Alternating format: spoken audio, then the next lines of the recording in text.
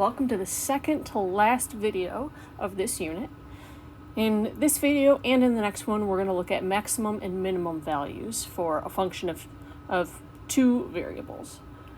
So in this video, we're going to learn the basics, and then in the next video, we're going to learn another method to finding the max and min values. Before we actually do that though, let's take a review from Calculus 1. So let's review. In Calc 1, how did you know if a point was a relative max or min? Or I guess better yet, how did you find relative max and min? Hopefully we remember we would do the first derivative test. We know that all extrema happened when the derivative was equal to 0, and then we looked at did the derivative change from positive to negative or negative to positive. That would mean that the function was increasing and then decreasing, or decreasing and then increasing. We're going to use a similar idea today when we're looking at a function of two variables, but it's going to be a little bit more complicated than that.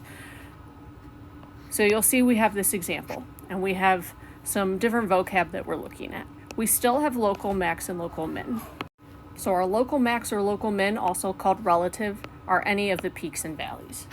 Now, the highest maximum is called our absolute maximum, and the lowest minimum is called our absolute minimum.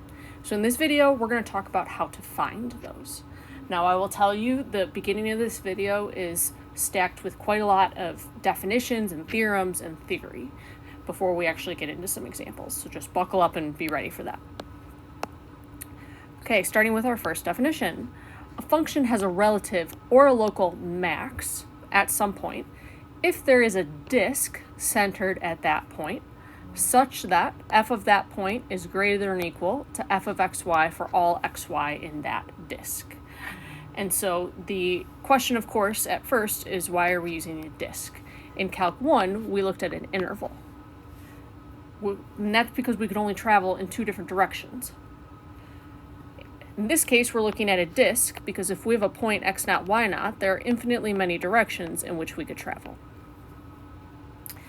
So likewise, a relative or local min means f at that value is going to be less than or equal to f of xy for all xy in the disk.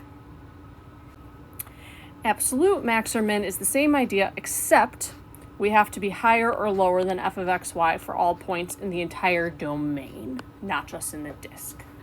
So, of course, eventually we're going to get to a theorem that will simplify how to find these relative or local max and min, and the same thing with absolute, but this is the standard definition. So moving on with some more vocabulary, next thing we need to talk about is a bounded set. In two space, a set of points is bounded if we can draw a rectangle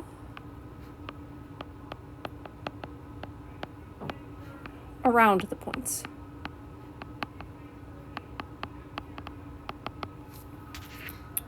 For example, if this is our region, let's say, this region we would say is bounded. We can draw some rectangle around it that contains all of the points. An example of unbounded is if we are looking at all of quadrant 1. So this would be unbounded. And that's because we can't draw a rectangle around all of those points containing all of the points. In three space, it's a similar idea, except this time we are drawing a prism or a cube or a box around our surface. This is going to lead us to our goal and some theorems.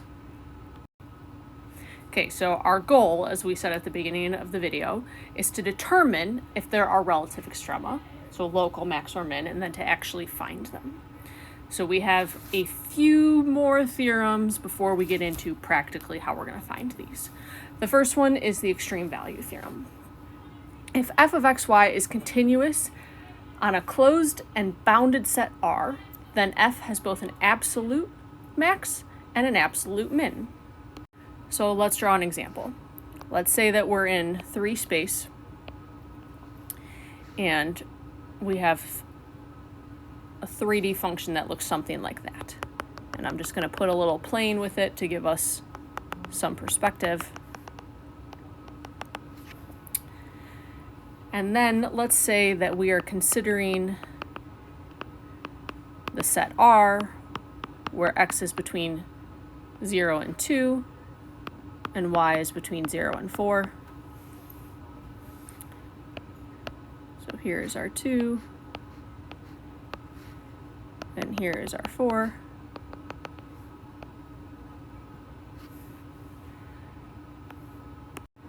Okay, so then if we project that upwards,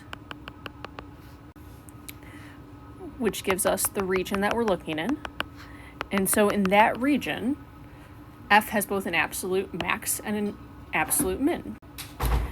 And so we can see right here visually that would be our absolute max, and about this would be our absolute min. Now, of course, this is not a great picture, but hopefully you get the idea. So then, talking about relative extrema leads us to this next theorem. If f has a relative extremum at a point x naught, y naught, and if the first ordered partials of f exist at x naught, y naught, then the first partial with respect to x at that point is going to be 0, and the first partial with respect to y at that point is also going to be 0. And that should make sense looking at our figure. So at our figure, right here, for example, we have a relative or a local max. If we move in this direction, so we move in the y direction and we keep x constant, we notice that the value of f is not changing. If we move in this direction, so the x direction, and we keep y constant, again, f is not changing. Hence, the rate of change is 0 in both of those directions. Okay, there's a little bit more, and then we're finally going to get to practically how we find these extrema, and we're going to do some practice. So, there's a little bit more. Let's look at a hyperbolic paraboloid. If we look at this point right here, we notice at that point, f of x and f of y are equal to 0. But this point is not a max or a min. So if we look in this direction, so we look in the x direction, it's a max in the x direction. So if we hold y constant and we just move in the x direction, that's a maximum in terms of the value of f. But on the other hand, if we move in the y direction, we hold x constant, we notice that this is a minimum in the y direction. So if we go in the y direction, we hold x constant, that's a minimum in terms of f. So that leads us to a new term, which represents this point here. That point is called, this is going to be a shocker, a saddle point. So now, not only do we have to find relative max and relative min, we also have to find saddle points. So finally, this leads us to what we call the second partials test. Okay, so the second partials test says, let f be a function of two variables with continuous second-order partials in some disk centered around a critical point. And let, here's what's new, d be the second partial of f with respect to x, second partial of f with respect to y, and then we are subtracting f of xy at that point, the square of it. Okay, so if d is greater than 0, we either have a relative max or a relative min. I'm going to start at the bottom. If d is equal to 0, the test is inconclusive. If d is less than 0, that's when we have a saddle point. And lastly, if d is greater than 0, we either have a relative max or relative min. The way we do that is by looking at the second partial with respect to x. If that second partial is positive, then we have a relative or a local minimum. If that second partial is negative, then we have a relative or a local max. And just a quick note, instead of the second derivative with respect to x, you can use f of yy instead. Ultimately, as you can see in D, you're going to have to find both, so it really doesn't matter. Okay, so finally, I know this was long. Let's look at the first example. So here's our first example. Find all relative extrema for f of xy is equal to that function. So here's our steps. First, we're going to find all critical points. And we talked about this a little bit. The critical points from a previous theorem are where those first partials are equal to 0. So I'm going to start by finding the first partial with respect to x. So I get negative 3x squared plus 4y. And I want that equal to 0. And then my first partial with respect to y is going to be 4x subtract 4y is equal to 0. So in this case, we have a system that we need to solve. And I'm going to rewrite that system to the right. So negative 3x squared add 4y is equal to 0. 4x subtract 4y is equal to 0. And you're going to solve that system however you would like. So what I'm going to do is I'm going to add my two equations together. So I get negative 3x squared add 4x is equal to 0, which tells me I have critical points where x is 0 and 4/3 by factoring. Now, if I substitute those back into either of the equations, I'm going to use this equation because it's linear. I get my two critical points at 0, 0, and 4/3, 4/3. So that's step one. Second step is to use the second partials test.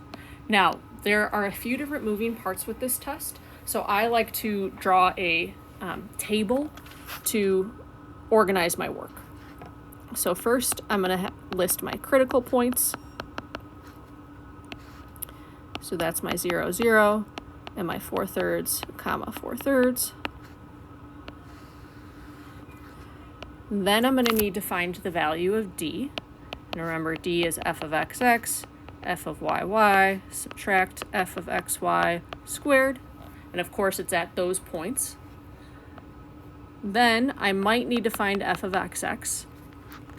And then I like to leave myself a spot for the conclusion. Okay, so of course, from above, I'm going to have to find my second partials now. So starting with fx and fy, I know that f of xx is equal to negative 6x. And I know that f of yy is equal to negative 4. And I see that f of xy, so that's using this first one and now taking the derivative with respect to y, I know is 4. Okay, so now jumping into d, if I have f of xx at the point 0, 0, I get 0 times f of yy, subtract f of xy squared, and so I get negative 16. Now, if d is negative, we automatically know that this is a saddle point. There is no need to do f of xx. Now, if I go to my second point, f of xx at the point 4/3, 4/3 is negative 8. And then again, I have negative 4, subtract 4 squared, which gives me positive 16. So again, the way I found this, 8 I found by plugging 4/3 into fxx. Negative 4 was just fyy, and 4 was f of xy. In the case where d is positive, like we have, it's either a relative max or a relative min. So now I need to look at fxx, which I already found. That negative 8 is negative. So I like to go back to Calc 1. A negative second derivative means that my function is concave down. So similar idea here, except we're in 3 space. Concave down would mean that we have a relative max. So finally, let's write out our answer. 0, 0 is a saddle point.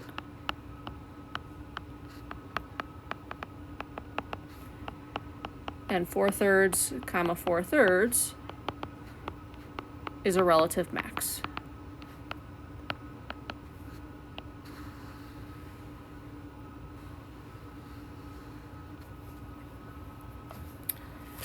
Okay, I know that was a lot of work, and we do have another example to do. And so before we do that, though, I have a quick note for you to take a look at. Make sure you pay attention to whether you are asked for the input or the output. So I might ask you, where do the relative extrema occur? Or I might want to know, what are the relative extrema? So just make sure you pay attention to whether you ask for the output or the input. So let's take a look at another example. And it is this example 2, again, find all relative extrema. In this case, I want the entire point. Now, if you're feeling pretty good, I would suggest you give this one a try, or at least set it up. Make sure you can find those critical points. So I would suggest you pause the video, give this one a try, and come back when you're ready. If you're not feeling that, then just stick with me and we'll go through this together. I'm going to start by finding the first partial with respect to x.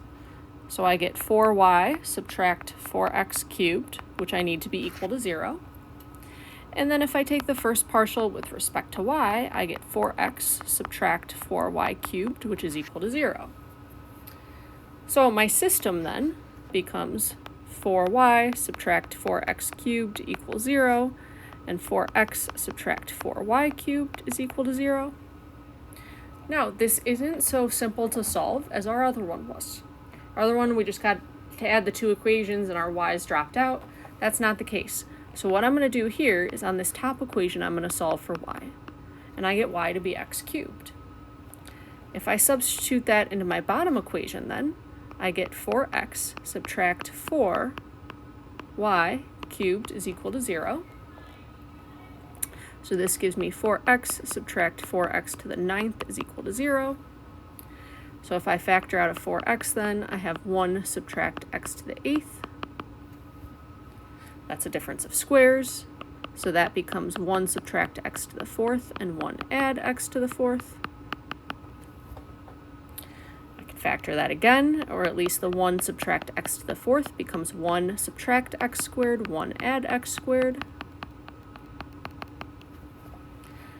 And finally, hopefully we can see if I solve this and solve this, I'm going to get x equals 0 and plus or minus 1. Okay, so then what I have to do with those values is plug them in somewhere. I'm going to choose to plug them in here to give my 3 critical points. I'm not going to show that work because I think that you can do it on your own, but at this point, I'm going to draw my table. So I have my critical points. There are 3 of them, so I have 0, 0, 1, 1, negative 1, negative 1. I'm going to have to find D.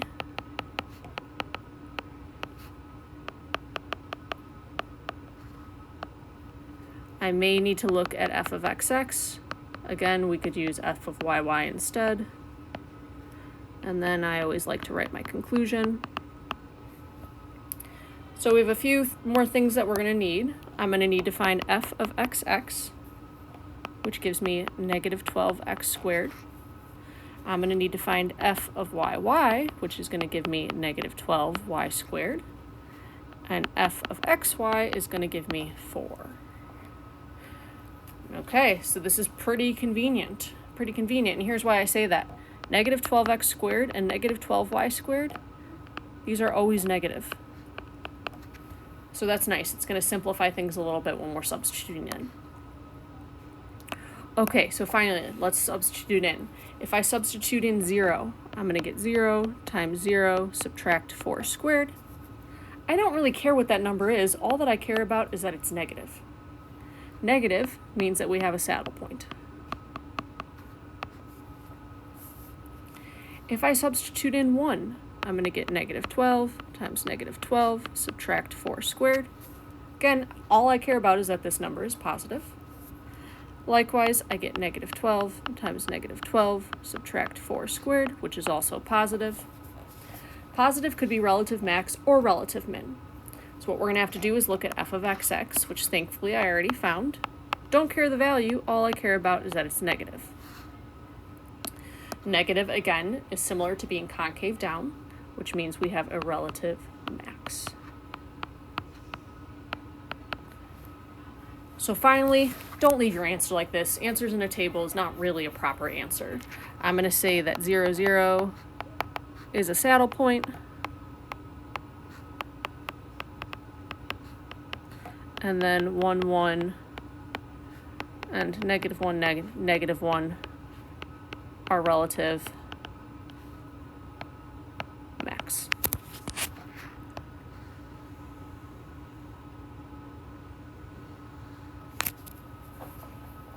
Okay, So that's the second partials test. Now, I know that that was a lot, but we still have a little bit more to go over. At the beginning, when we looked at what is the definition of relative max and min, and we looked at some figures, not only did we talk about relative max and min, but we talked about absolute. So of course, that's where we're going next. We're going to talk about how to find absolute max and min, and then we're going to do 2 examples. So you might need to take a break and then come back. I'm looking forward to talking about absolute max and min with you. Okay, before we jump into an example, let's just take a look quickly at the process. First thing we're going to do is the same. We're going to find all critical points. Then what we're going to do is we're going to find all boundary points at which the absolute extrema could occur. And I'll show you how to do that. Then we evaluate. So there's no need for the second partials test here. You're just going to find all of your critical points, and then to figure out which one's the biggest, you're just going to substitute all those points into the function and figure out when do you get the biggest value. So let's take a look at example 3. Consider f of xy is that function. Find the absolute max and absolute min on R, which is that triangular region. Okay, so we're going to start with critical points.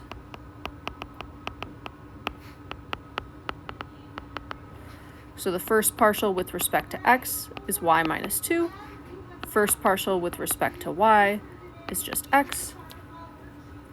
If I set both of those equal to 0, I'm going to get x equals 0 and y equals 2, which is the point 0, 2. Next thing, I'm going to look at our region, which is this region R. So I'm going to start out with a graph. So I have the point 0, 0. I have the point 0, 4. And then I have 4, 0. So this is the region that I'm talking about. Okay, so at this point, do yourself a little bit of a mental check. We already found one critical point. That being said, 0, 2 is not in the region. So it's not in our region R. It's on the boundary, but it's not in the region. Because it's not in the region, we don't need to consider it. Now, that being said, if you do consider it, you can. It's just not going to be an absolute max or min. Okay, so now looking to our region R. First thing to know is absolute max or min can always happen at one of the vertices. So we are going to have to include those 3 vertices no matter what. So we have 0, 0, we have 4, 0, and then we have 0, 4. Next thing that we need to consider is the boundary lines.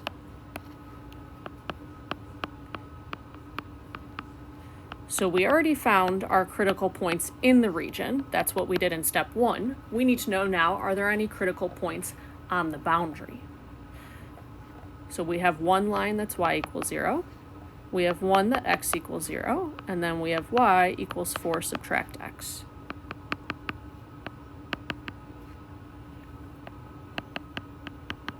And so the question is, how do we determine if there are critical points on these 3 lines? So what we're going to do in order to consider those boundary lines is we're going to consider each separately. So I'm going to start with x equals 0. And what I'm going to do is substitute that into my function. So if I substitute that into my function becomes f of xy is equal to 0.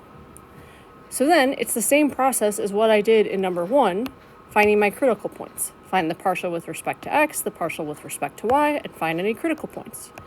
So partial with respect to x is 0, partial with respect to y is also 0. So what this tells us is that there are no critical points on this boundary. So then, if I go to y equals 0 next, and again substitute into f of xy, I get f of xy is equal to negative 2x. So then the first partial with respect to x is negative 2. Now, we need that to be equal to 0, which is not possible. So again, this tells us that there are no critical points on this boundary.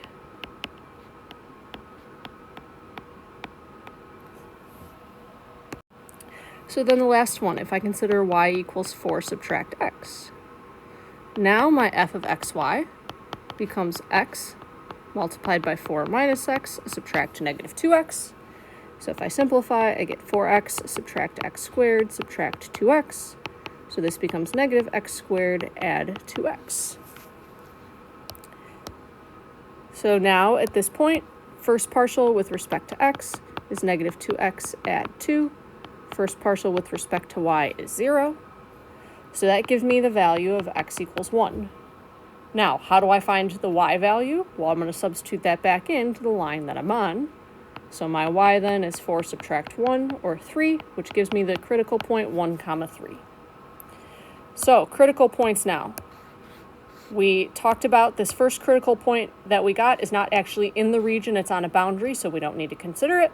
So then we have our vertices that we're going to consider, and this next critical point.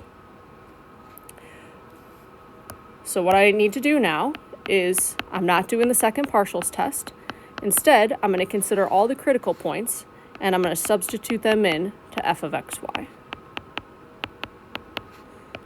So we have a critical point of 0, 0, and then we have 0, 4, and we have 4, 0, and 1, 3. And when we substitute those in, we get 0, 0, negative 8, and 1. We were asked to find the absolute max and the absolute min. So the absolute max is going to be the largest number, which is 1. The absolute minimum is the smallest number, which is negative 8. I didn't ask you where they occur, which means I don't care where the absolute max and absolute min occurs. Instead, I just want the biggest and smallest value. Okay, we have one more example, and that is looking at an application. So let's take a look at our last example. Find the dimensions of a box that is open at the top, having a volume of 32 cubic feet, requiring the least amount of material. We'll draw ourselves a little picture here. So here is the box that we're considering, and it's open at the top. I'm going to call these dimensions x, y, and z. So first thing that I know is it has a volume of 32 cubic feet. So that tells me x multiplied by y multiplied by z is 32. That is called a constraint. And then I want the least amount of material. That is referring to surface area. So that is going to be my function. So my first surface area is I have the bottom of the box, I have 2 sides, and then I have 2 other sides. Because if we remember, it's open at the top, so there's nothing there in the box. Okay, so first thing that I want to do is I want to make sure that I use my constraint. And so what I'm going to do is I'm going to solve that constraint for z. So z is going to be 32 over xy. And now what I can do is I can put that z into my function. So now I have a new function for the surface area just in terms of x and y. And that gives me xy add 64 over x add 64 over y. And now I'm ready to find my minimum because we want the least amount of material. So I'm going to take the first partial with respect to x, and I get y subtract 64 over x squared, which has to be equal to 0.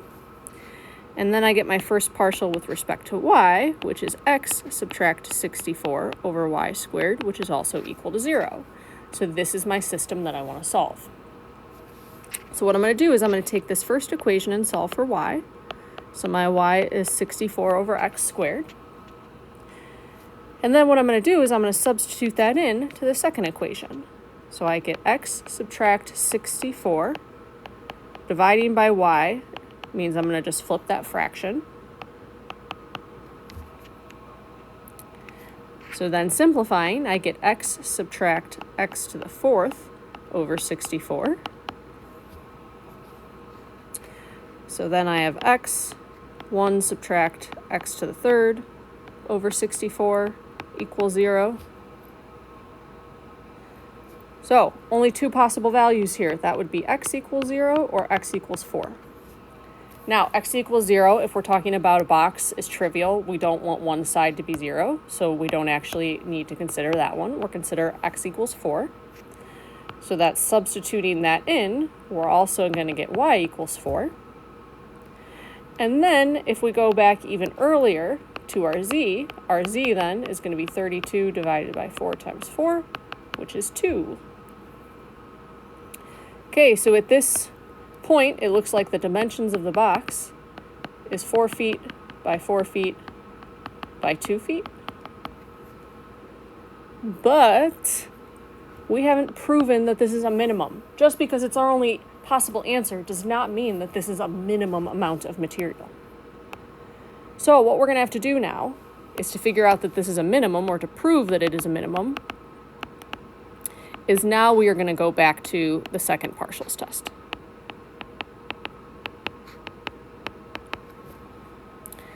So our second derivative with respect to x is 128 over x cubed.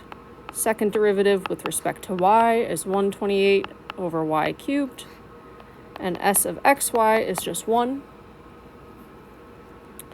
So our d then is 128 over 4 cubed times 128 over 4 cubed.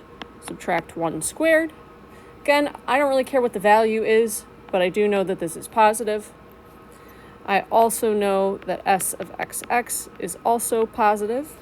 So again, positive, this is like we're concave up if we're thinking in 2 dimensions, which proves that 442 is a relative minimum.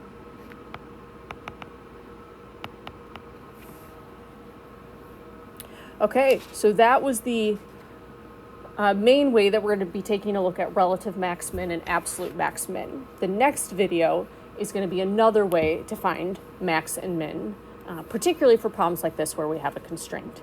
So thanks for sticking with me through the end. I hope that you learned a little bit.